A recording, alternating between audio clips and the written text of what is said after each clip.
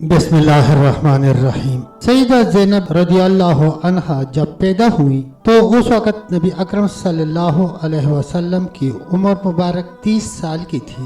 ان کا نکاح مکہ ہی میں ابو العاص رضی اللہ عنہ بن ربیہ سے ہوا تھا۔ ابو العاص رضی اللہ عنہ کی والدہ حالہ بنت حولد حضرت خدیجہ الکبریٰ رضی اللہ عنہ کی سگی بہن تھی۔ یہ نکاح حضرت خدیجہ الکبریٰ رضی اللہ عنہا کے سامنے ہوا تھا۔ سیدہ زینب رضی اللہ عنہا اپنی والدہ کے ساتھ ہی داخل اسلام ہو گئی تھی، مگر ابو العاص رضی اللہ عنہ کا اسلام تاخیر میں رہا۔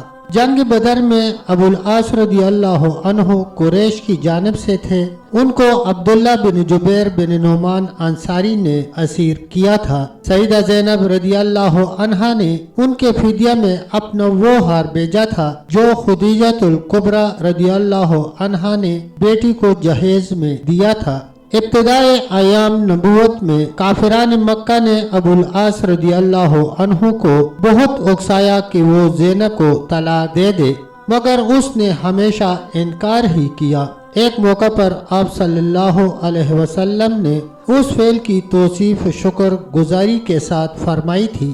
ابو العاص رضی اللہ عنہ نے اسیری بدر سے رہائی پاتے وقت نبی کریم صلی اللہ علیہ وسلم سے وعدہ کر لیا کہ سیدہ زینب رضی اللہ عنہا کو ہجرت کی اجازت دے دے گا۔ چنانچہ سیدہ زینب رضی اللہ عنہا اپنے والد مکرم کی خدمت اقدس میں پہنچ گئی۔ سفر ہجرت میں سیدہ زینب رضی اللہ عنہا کی مزاحمت حبار بن الاسود نے نیزہ تان کر کی تھی۔ اس صدمہ سے ان کا حمل ساکت ہو گیا تھا۔ حبار بن الاسود فتح مکہ کے بعد مسلمان ہو گیا تھا اور رحمت للعالمین صلی اللہ علیہ وسلم نے اس کا جرم معاف کر دیا تھا۔ نبی کریم صلی اللہ علیہ وسلم نے ان کی منقبت میں فرمایا، یہ میری بیٹیوں میں افضل ہے، میرے لیے اسے مصیبت پہنچی۔ ابو العاص رضی اللہ عنہ کو سیدہ زینب رضی اللہ عنہا سے بہت محبت تھی۔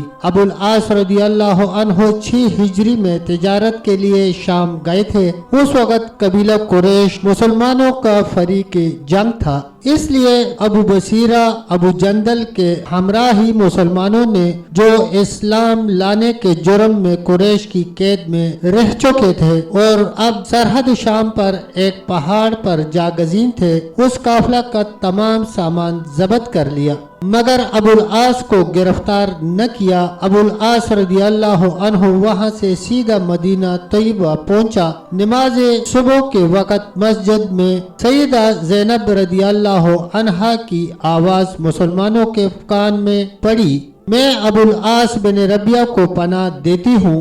یہ آواز اس وقت سنی گئی جب مسلمان نماز میں داخل ہو چکے تھے۔ نماز سے فارغ ہوئے تو نبی کریم صلی اللہ علیہ وسلم نے فرمایا، لوگو تم نے بھی کچھ سنا جو میں نے سنا ہے؟ سب نے عرض کی، جی ہاں۔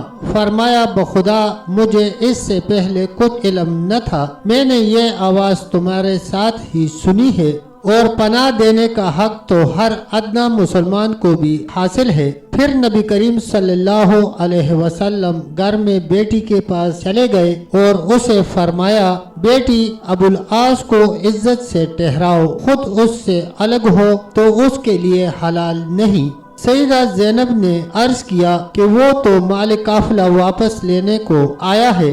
تب نبی کریم صلی اللہ علیہ وسلم نے لوگوں میں یہ تقریر فرمائی، اس شخص کا جو تعلق ہم سے ہے وہ تم جانتے ہی ہو، تم کو اس کا جو مال ہاتھ لگ گیا ہے تو یہ داد الہی ہے، مگر میں پسند کرتا ہوں کہ تم اس پر احسان کرو اور مال واپس کراؤ، لیکن اگر تم اس سے انکار کرو گے تو میں سمجھتا ہوں کہ تم زیادہ حقدار ہو۔ لوگوں نے سارا مال حتیٰ کہ اونٹ کی نکیل کی رسی بھی واپس کر دی۔ ابو العاص سارا مال لے کر مکہ پہنچا اور ہر ایک شخص کی ذرا ذرا چیز ادا کر دی۔ پھر دریافت کیا کہ کسی شخص کا کچھ رہ گیا ہو تو بتا دے۔ سب نے کہا خدا تجھے جزائے خیر دے، تم تو وفی و کریم نکلے ہو۔ تب ابو العاص رضی اللہ عنہ نے کلمہ شہادت پڑھا اور فرمایا کہ اب تک مجھے یہی حال اسلام سے روکتا رہا کہ کوئی شخص مجھے مار لینے کا الزام نہ دے۔